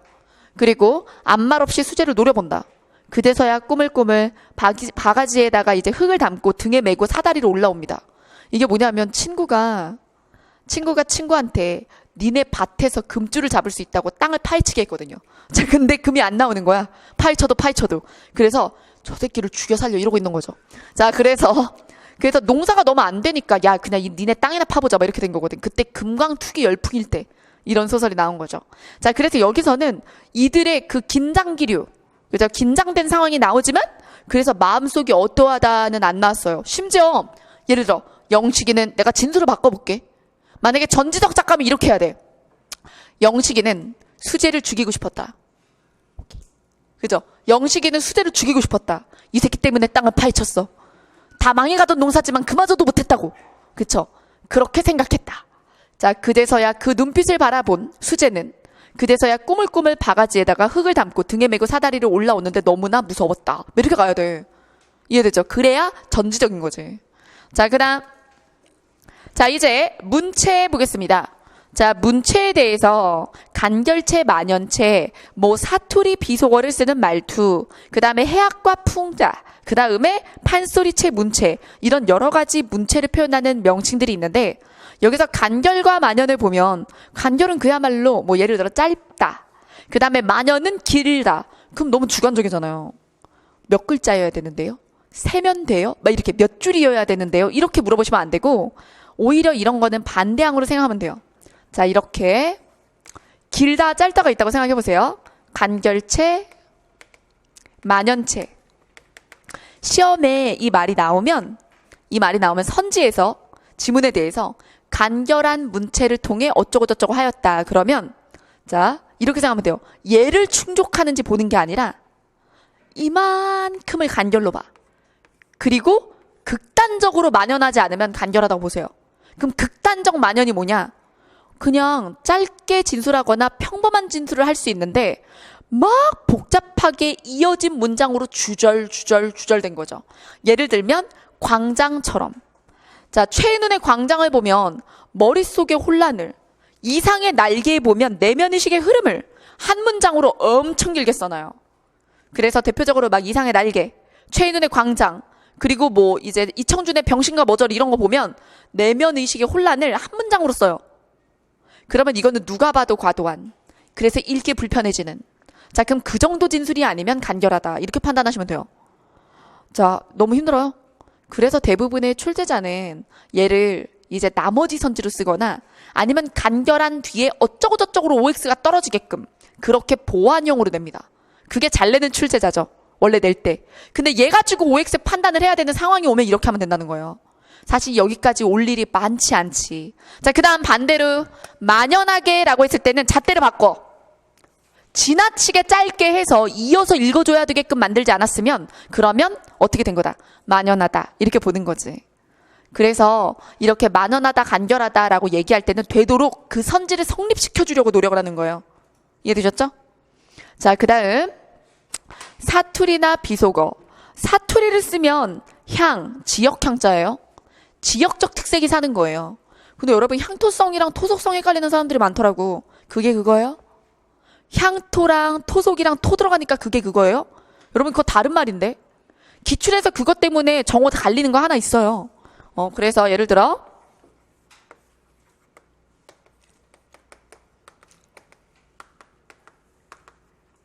자, 여러분 겹치는 글자가 뭡니까? 한자. 토. 좋아. 그래서 합집합을 만들어버리는 거예요? 그럼 되겠어요? 안 되겠어요? 그래서 문학 개념어가 혼동될 땐 이렇게 벤다그램을 쓰는 게 되게 유용하거든요. 자, 그래서 향이죠. 이게 지역적 특색이죠. 그래서 진주남강 생어물전에는 이라든가 영변약산 진달래꽃 이런 식으로 가면 그 지역 특색이 드러나는 거예요. 실제 존재하는 곳에 현재 지명 같은 것들을 보여준다. 그러면 향토성이 사는 거지. 그럼 여러분 63빌딩 향토성이야. 여러분 서울은 지역이 아니라고 생각해요? 그래서 틀리는 거야. 뭔지 알겠죠? 63빌딩은 향토성이 있어요. 서울의 상징이잖아요. 그렇죠? 근데 꼭 시골이어야 된다고 생각하는 거 아니죠? 자, 그 다음 토속성이라고 얘기를 하는데 토속적인 거는 반문명이 맞아요. 그래서 우리가 생각하는 자연친화, 시골 이런 건 토속이지 향토에 대한 내용은 아니에요. 근데 문학작품에서 향토성을 드러낸 애들은 도시가 아닌 경우가 많죠. 왜? 늘 고향이 그리우니까. 자, 그래 안 그래요? 그러니까 우리가 경험적으로 누적된 게 향토성 하면은 지방이 많으니까 향토성이 시골인 줄 아는 거야. 잘못 알고 있는 거죠. 태어나서 처음 알았다 막 이런 표정 그죠? 아니 분명 수능 보려고 막 학원도 다니고 했는데 이제 누구도 정확하게 얘기를 안 해줬을 수 있지. 자, 그래서 향토는 지역이란 뜻, 토속은 반문명, 시골이나 자연. 자, 그 다음 비속어는 인물의 계급이나 인물의 교육적 환경이나 성격 이런 걸 보여줄 수 있습니다. 그 다음 해악과 풍자. 해악과 풍자에서 또 벤다그램 한 판 나오지. 자, 해봅시다. 자, 그러면 제가 퀴즈를 내볼게요. 그리지 마세요. 벤다그램을 몇 개 그릴게요. 선택을 하세요. 자, 1번 선택. 자, 지금 집중 안 하는 사람 또 그리지. 그쵸? 지금 퀴즈라고 했어요. 자, 해악과 풍자의 관계는 이것일까요? 이것일까요? 이것일까요? 이것일까요? 몇 번? 이게 되게 문제인 게 우리가 이 말을 얼마나 많이 봤어요? 여기서 고민을 한다는 게 문제죠. 그쵸? 자, 근데 모두 그래, 모두. 그래서 생각보다 우리가 문학이 약하다라고 얘기할 때 이유는 여러분들 탓이 아니에요. 여러분들을 스쳐간 많은 교육자들 탓이지. 자, 그래서 여러분들을 스쳐간 많은 교육자들은 너무 문학을 느껴봐. 막 이러면서, 그쵸? 자, 여러분들한테 느끼게 강요하면서, 그쵸? 막 맥락을 만들어주고 막 모든 시와 모든 소설을 써서 영상화해가지고 막 그렇게 알려줬단 말이야. 머릿속에 이미지를 만들어주면서. 물론 그래서 좀 더 감성이 풍부한 인간이 됐을 수는 있겠지만 객관식에서 승리하는 인간을 만든 건 아니죠. 그쵸? 그래서 문학은 계산하는 거예요. 비문학도 계산이에요. 자, 그래서 객관식형 시험은 모두 다 이과적인 것이에요. 자, 그래서, 자, 내가 이렇게 얘기하는 건 감성이 필요 없다는 얘기죠. 객관식 판단에. 그러니 마음을 빼고, 그쵸. 머리로 계산하는 겁니다. 자, 그러면 이 중에 뭡니까, 이제? 시간 충분히 드렸어요. 빨리 결정. 답은 요거죠. 해학은 재미고요.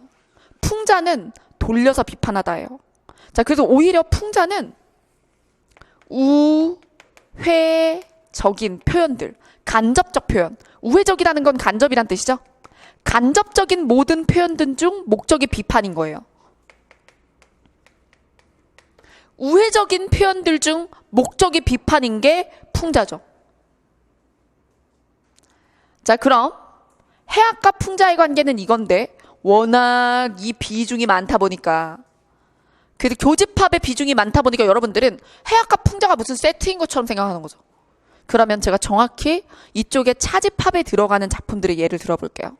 자, 그럼 웃기기는 하지만 비판 목적이 없는 거. 이게 봄봄이에요. 장인을 비판하려는 엄청난 사회적 의도는 없습니다. 그냥 재밌자고 쓴 소설이죠. 자, 그래서 여기에 재미있자고 쓴 동백꽃이나 김유정의 동백꽃이나 봄봄이 들어가고요. 여기에는 물론 지주와 소장농이 나오지만 그런 제도를 비판하려는 의도는 없어요. 농촌을 배경으로 소년과 소녀의 어떤 샤방샤방한 재미있는 얘기들을 한단 말이죠. 자, 그 다음. 그래서 재밌긴 하지만 비판성이 없는 거. 그 다음, 여기. 비판은 했는데 재미는 없는 거. 난소공. 재밌어요? 우회적 비판을 하지만, 뭐, 낙원구 행복동이야, 걔네 사는 데가. 근데 철거되죠. 그게 더 아이러니고. 자, 그래서 난소공이나, 운수 좋은 날. 운수 좋은 날 아내가 죽죠. 그쵸? 태평천하. 태평천하는 여기 들어가. 태평천하는 여기다. 태평천하는 윤직원 영감이 천박하고 웃겨요. 웃겨서 그가 비판되죠. 무식하고 돈만 밝혀서. 자, 그러면 여기 차집합 예시들과 이렇게 교집합의 예시 들어갔습니다. 나중에 작품 공부하면서 다시 한번 봐주세요. 자, 웃기지만 비판 의도 없다. 자, 비판 의도 있지만 웃기지 않는다. 그 다음에 웃기고 비판 의도 있다. 자, 그러면 우리 고전 문학은 대부분 이 부분이잖아요, 많이. 그쵸? 이 부분에 이 해학과 풍자를 병행하는 구간을 우리가 골개미가 있다라고 해요. 그래서 이 부분을 골개미라고 얘기합니다. 웃음으로 눈물 닦기. 비판하면서 재미있기.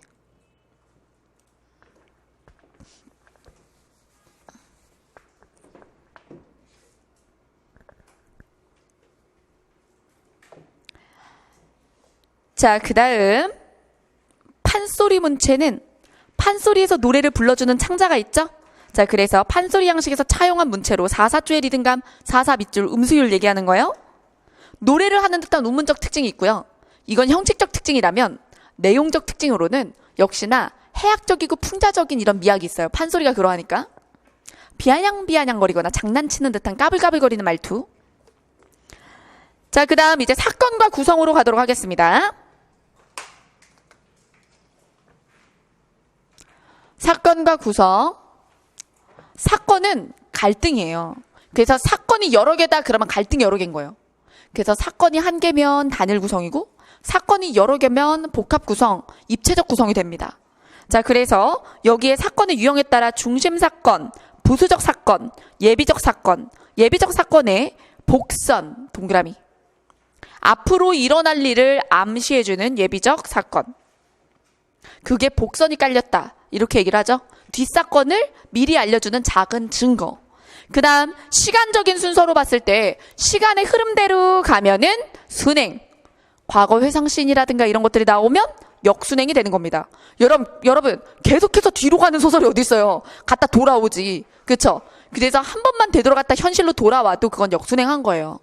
자, 그 다음 복선 개념 확인 나중에 한번 읽어보시고 소설의 구성 개념에 플롯이라는 개념이 있습니다. 스토리와 플롯이라는 게 차이인데 여러분 인셉션 보셨어요? 아니면 메멘토 이렇게 시간이 왔다 갔다 하고 막 꿈속의 꿈 막 이런 거 있죠.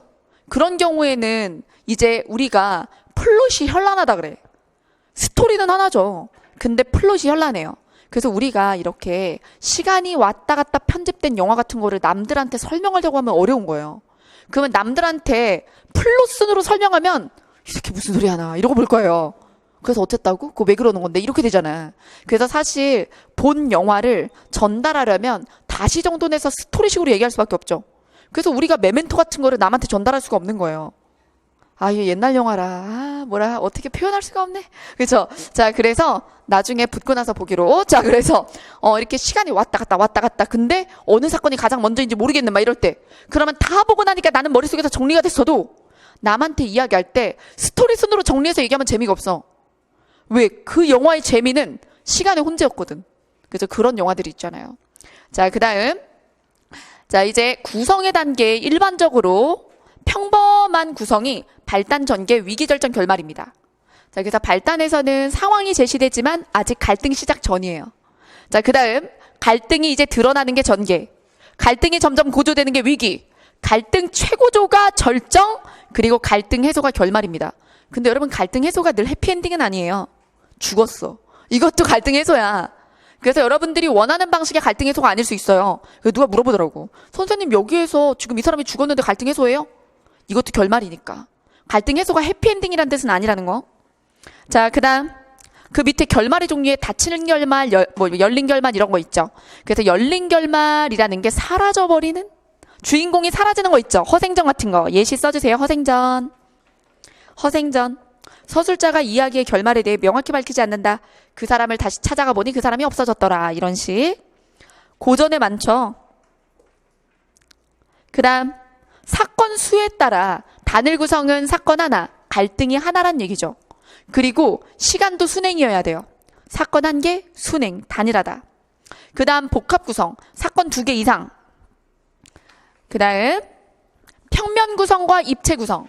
평면 구성은 시간의 흐름에 따라 사건을 전개하는 순행적 구성. 이걸 다른 이름으로 추보식 구성이라고도 해요. 추보식, 걸음대로 따라간다는 거지. 그 다음에 입체적인 구성은 시간의 흐름을 바꿔서 사건을 전개한다. 역순행적이라고도 하죠. 근데 입체적 구성은 사실 더 큰 개념이에요. 역순행은 당연히 여기 들어가고, 그리고 사건이 여러 개여도 입체성이 생기고요. 그리고 꿈속 꿈 이런 액자식 있죠. 액자식도 다 입체적이에요. 그래서 입체적이라는 건 평범하지 않다는 뜻이에요. 시간이 왔다 갔다 하거나 아니면 사건 속에 사건이 있는 액자식이나 사건이 2개 이상이거나 옴니버스 피카레스크거나 이러면 다 입체적인 겁니다. 자, 그 다음 액자식 여기 바로 나오네요. 자, 액자식은 이야기가 최소 2개 이상이어야 되겠지. 바깥 이야기랑 속 이야기가 있어야 되니까. 그래서 외화가 있고 내화가 있습니다. 외화, 바깥 이야기, 내화. 이럴 때 주제의식은 내화에서 강조됩니다. 그래서 이렇게 액자식의 양상에는 꾸밀 때가 있고, 그래서 내화가 꾸미거나 전해 들은 이야기거나, 그리고 또 소설 속 소설이거나, 우리가 몽유록이네 몽자류네 하는 게 이런 거죠.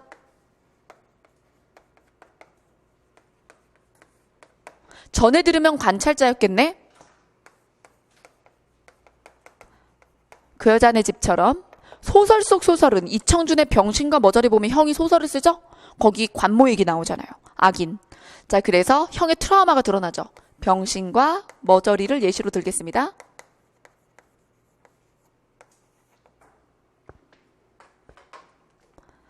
자, 그 다음 피카레스크와 옴니버스식 구성은 둘이 묶어서 사파식이라고도 표현을 해요.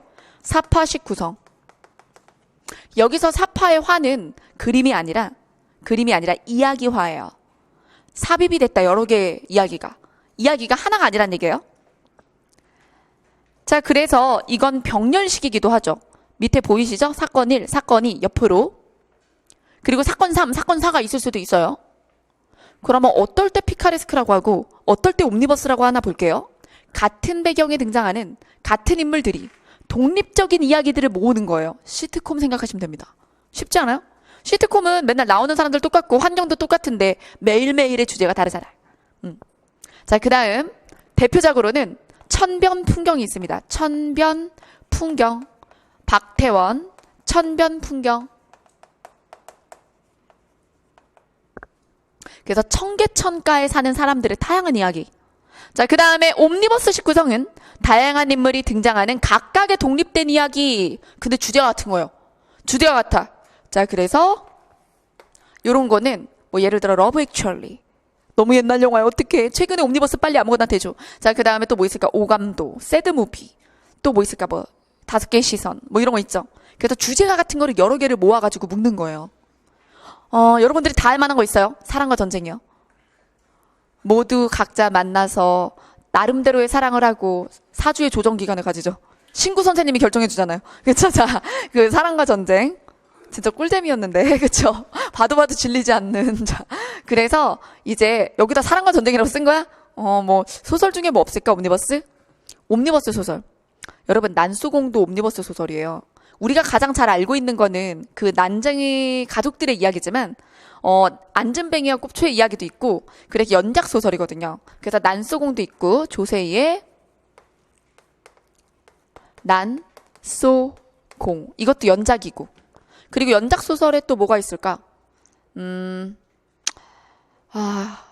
고전 중에 하나 들어보죠. 봉산탈춤도 과장이 있어요.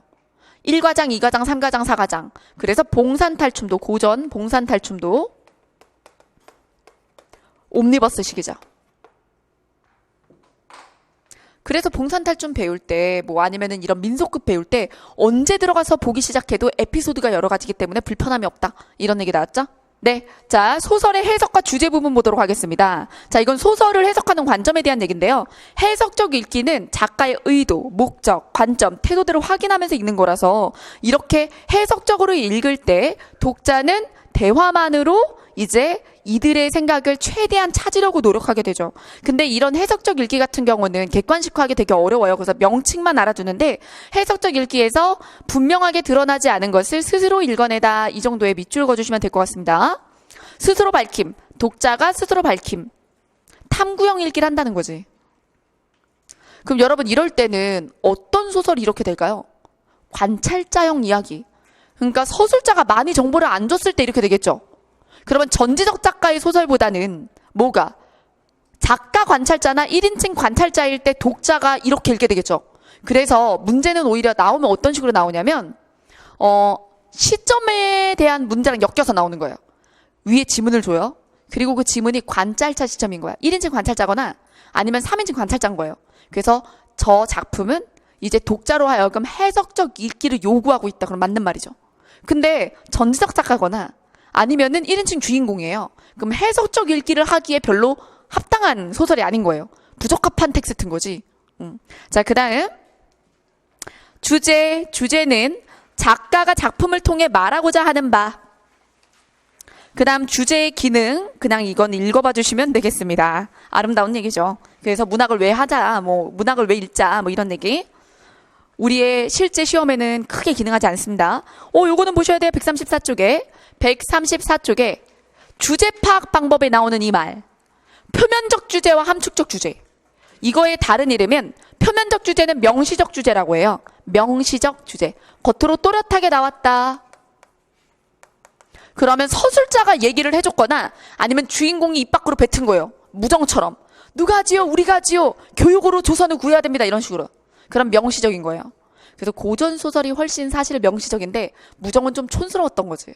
자, 그 다음에 함축적 주제는 현대소설에 많아요. 자, 그래서 이거는 명시적 주제가 아니라 암시, 가려져 있는 주제다.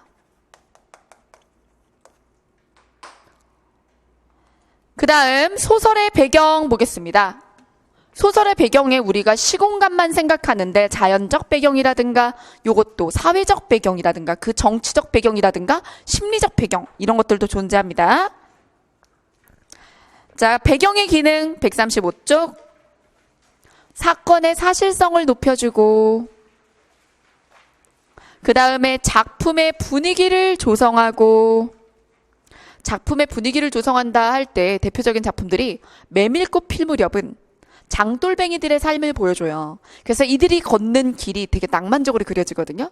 그 길이 아름다울수록 이들이 길을 돌아다니면서 물건을 파는 그 삶이 비참해지는 게 아니라 거기 보면 나는 이렇게 살 거야 이런 게 나와요. 되게 불행하게 자기 삶을 받아들이는 게 아니라 내가 옛날에 그 처녀 만나면 모를까 떠들면서 살 거야. 그래서 이걸 운명으로 받아들이는 긍정적인 자세들이 나오거든요.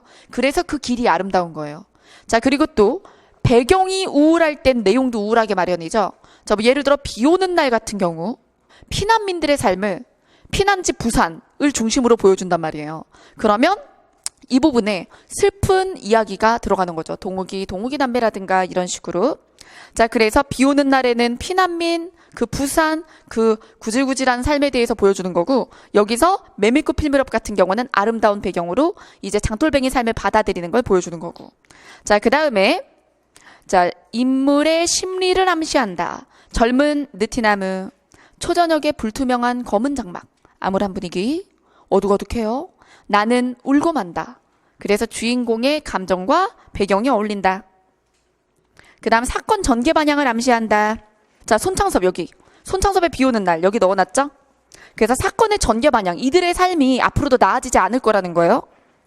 한 달 가까이 장마다. 손창섭 비 오는 날. 그 다음 작품의 주제를 상징적으로 나타낸다. 홍염.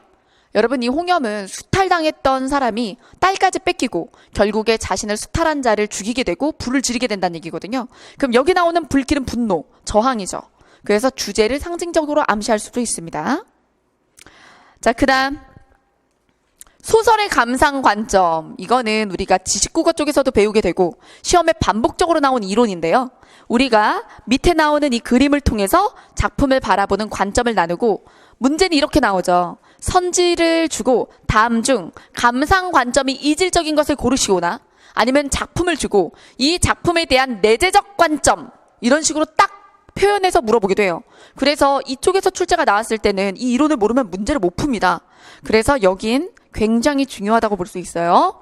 자, 작품을 내재적으로 접근하는 거는 오히려 작가, 시대, 독자 이런 거 다 빼. 그리고 이 작품만 보는 거예요. 줄거리. 그리고 문체, 뭐 아니면 인물, 구성, 시간 이런 것만 보는 거예요. 그래서 작품에 대해서 구조적 접근을 하는 거죠. 그래서 구조론이라고 해요. 그래서 작품의 속의 내적 요소만 본다. 내적 요소 밑줄.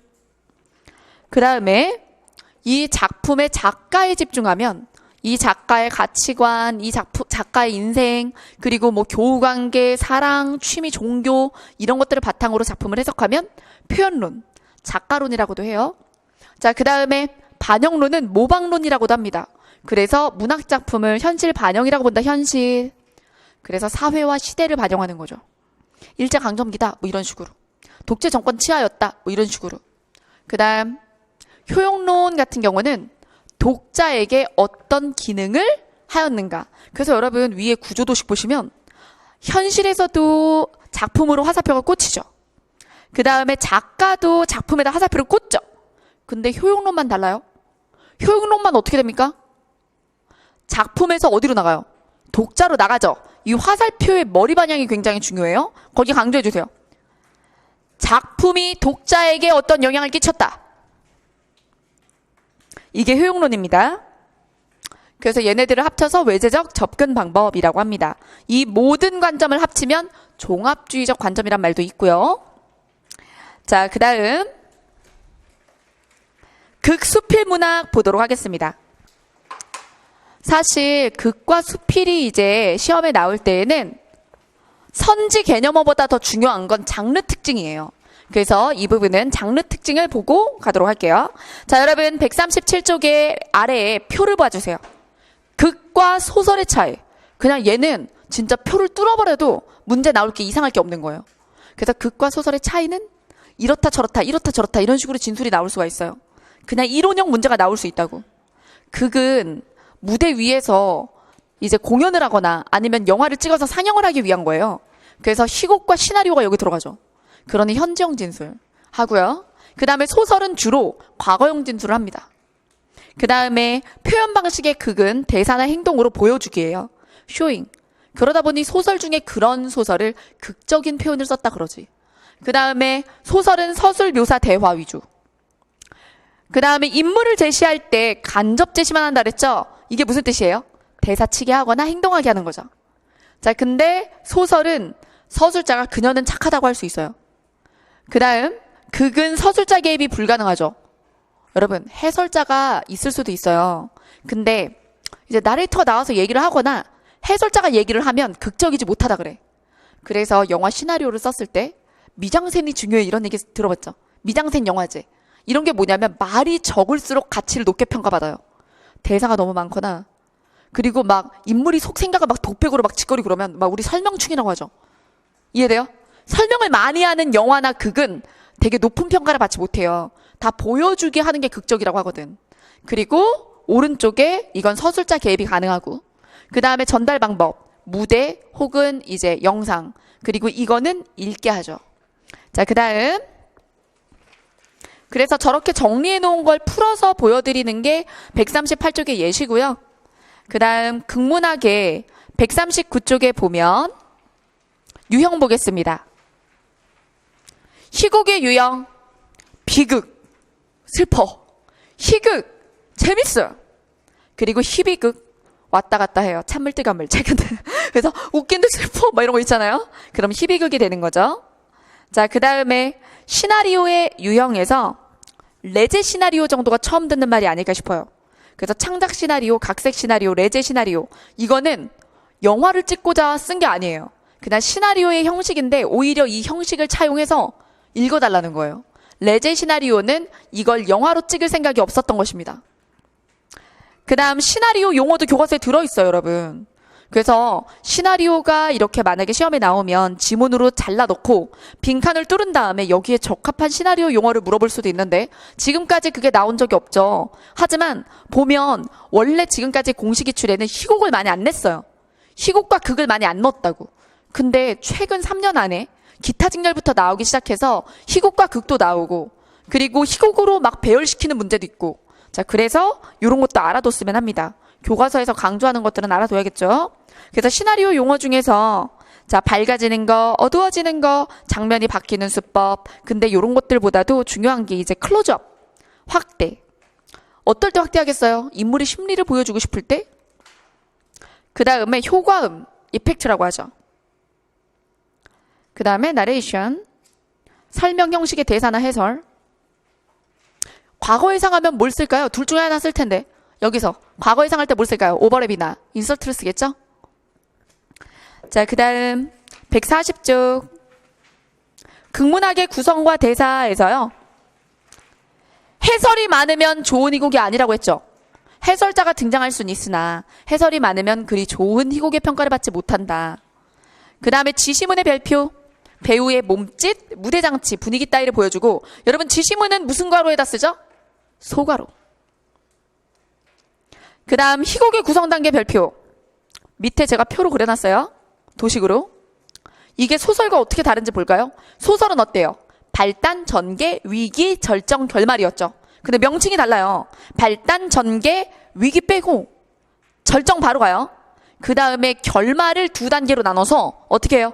하강, 대단원. 좀 더 서서히 끝나는구나. 이런 걸 알게 되죠. 하강과 대단원.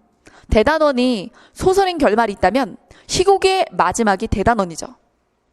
그래서 대단원의 막을 내리다라는 말은 가능하지만 대단원의 막을 올리다라는 말은 잘못된 표현입니다. 네, 시나리오 구성 단위에 시퀀스와 장면이 있는데요. 이 장면은 씬이죠. 그래서 시퀀스는 에피소드 단위라고 생각해 주시면 되고요.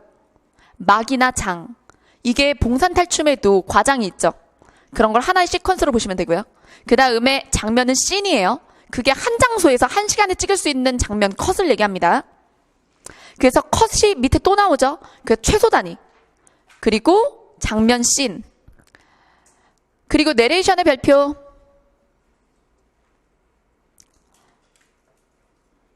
그리고 대사 종류로 갈게요.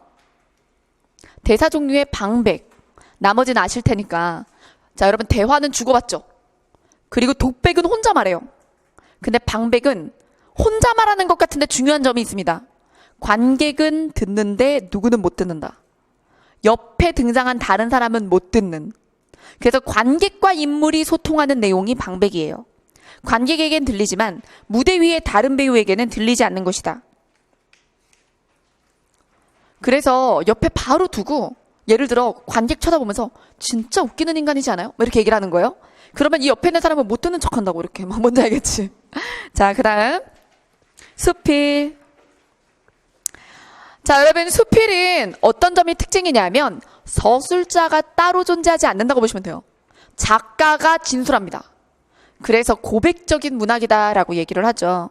그래서 소설은 작가와 서술자를 분리해서 생각하셔야 되고 수필은 서술자가 곧 작가라서 여기 수필에 쓰여 있는 내용은 작가가 진짜 겪은 일이라고 생각하셔도 됩니다. 근데 소설은 그러면 안 되죠. 소설에서 살인마가 나오는 소설을 봤다고 해서 작가가 살인하고 싶나 봐. 살인 충동을 느끼나 본데 이러면 안 되는 거고. 근데 아무도 수필에다가 죽이고 싶었다 뭐 이런 거를 막 그렇게 쓰지는 않을 거야. 수필은 고백적 문학입니다. 그 다음 이 수필의 장르를 우리가 교술이라고 하는데 갈래에 대해서 그럼 한번 얘기를 해보죠. 서정, 서사, 교술, 극. 뭐 대부분 문학 이론을 보면 여기부터 출발할걸요? 이거를 4개를 나누고 여기서부터 이제 쭉 설명을 시작하실 거예요. 근데 사실 저는 여기서부터 시작하지 않는 게 이걸 나누시고 문제가 안 나오기 때문에. 그래서 이 말이 그렇게 중요한 건 아니거든요. 도구 언어지. 자, 그래서 서정은 시, 정서 표현하니까. 근데 만약에 시가 되게 독특하게 사건 설명을 하는 거예요. 자, 그럼 뭐가 되는 거예요? 서사시가 되는 거죠. 근데 원래 시는 서사가 아니죠. 그러니 독특한 거예요. 서사시는 특이한 시인 거죠. 자, 그 다음에 서사는 소설, 사건. 그 다음에 교술은 수필, 극은 시곡과 시나리오지. 그래서 교술의 특징은 뭐라고요? 작가와 서술자의 분리가 필요 없다는. 그래서 개성이 뛰어난, 그리고 이제 자유로운 문체를 가질 수 있고, 그리고 인생에 대한 날카로운 관찰과 통찰력으로 교훈을 제시하는 경우가 많습니다.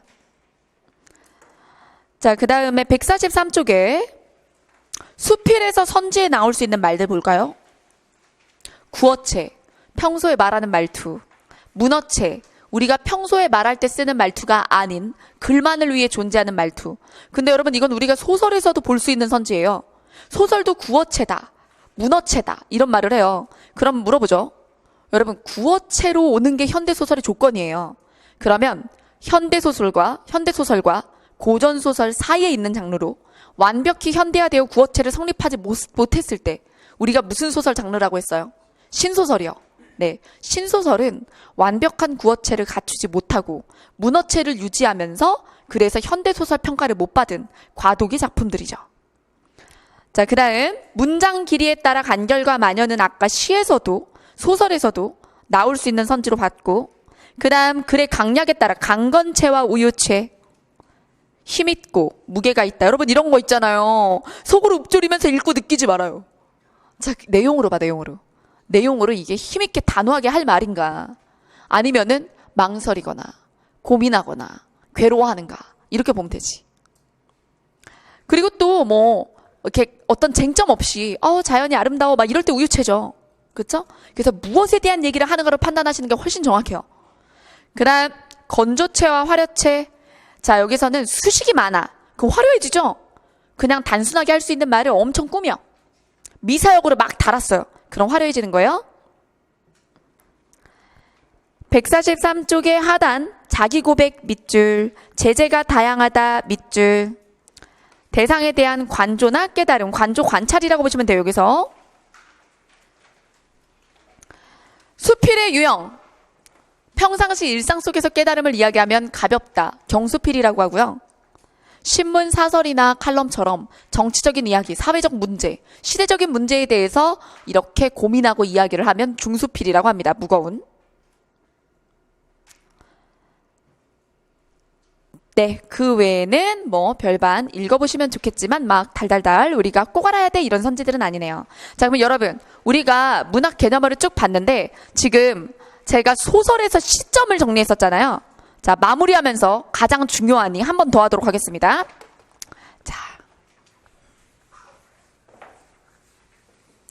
자, 우리 시점 페이지로 돌아가 볼게요. 시점이 몇 쪽이냐면 128쪽입니다. 128쪽.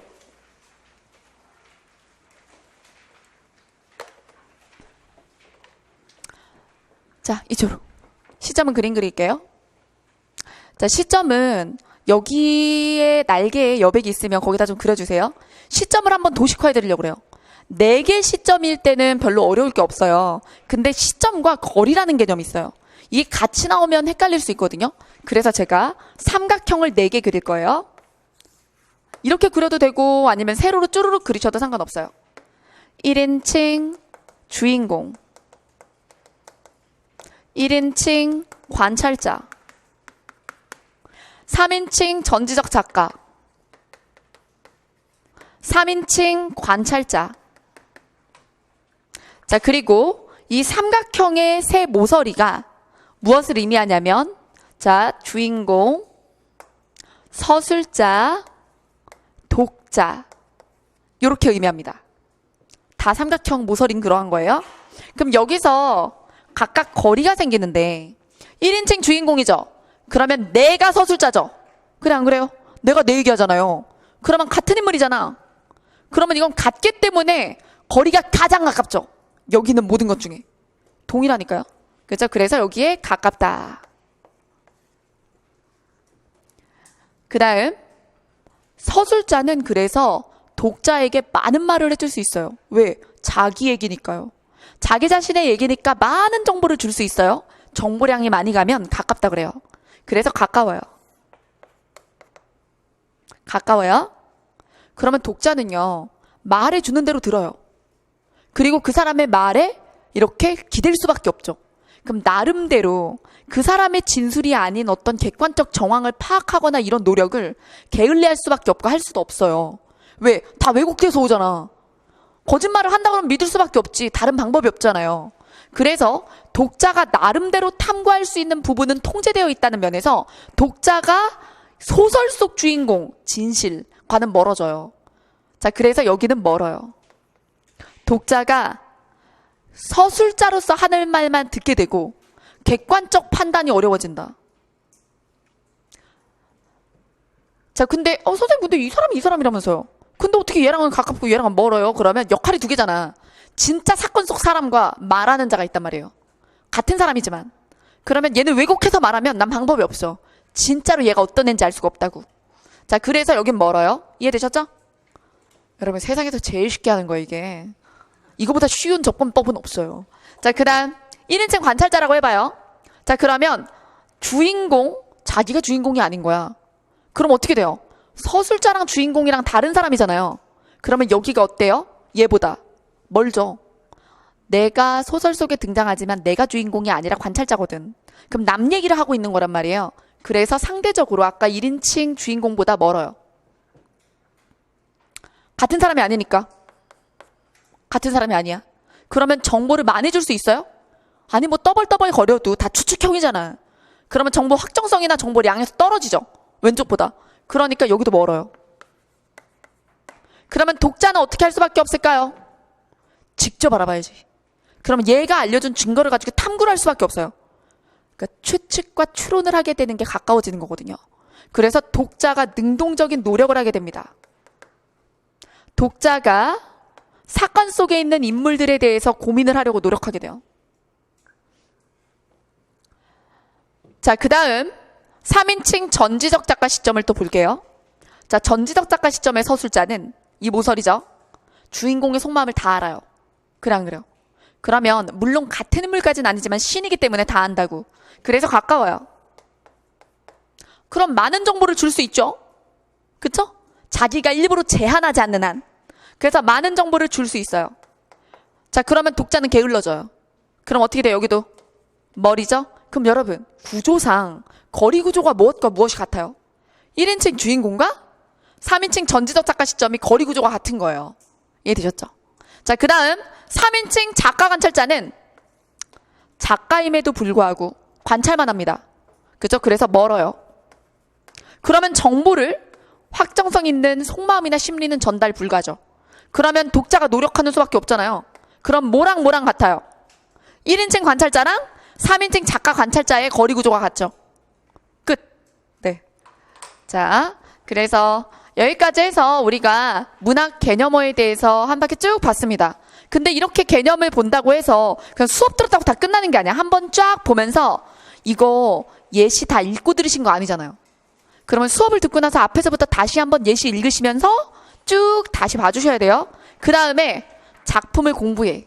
우월한 독해 파트 2에 있는 교과서 문학 작품을 시대의 흐름에 따라 쭉쭉쭉쭉쭉쭉 공부하고 거기에 문제가 다 있어요. 그러면 문제에서 찾아보면서 OX 하면서 훈련하고 그 다음에 이 책을 다 뗐을 때 다시 한번 이 수업을 들어주세요. 예, 이런 식으로 공부하시면 이제 여러분들이 문학도 맞았다 틀렸다 하는 게 아니라 다 맞는 믿을 만한 구간이 될 겁니다. 여러분 오늘 고생하셨습니다. 네.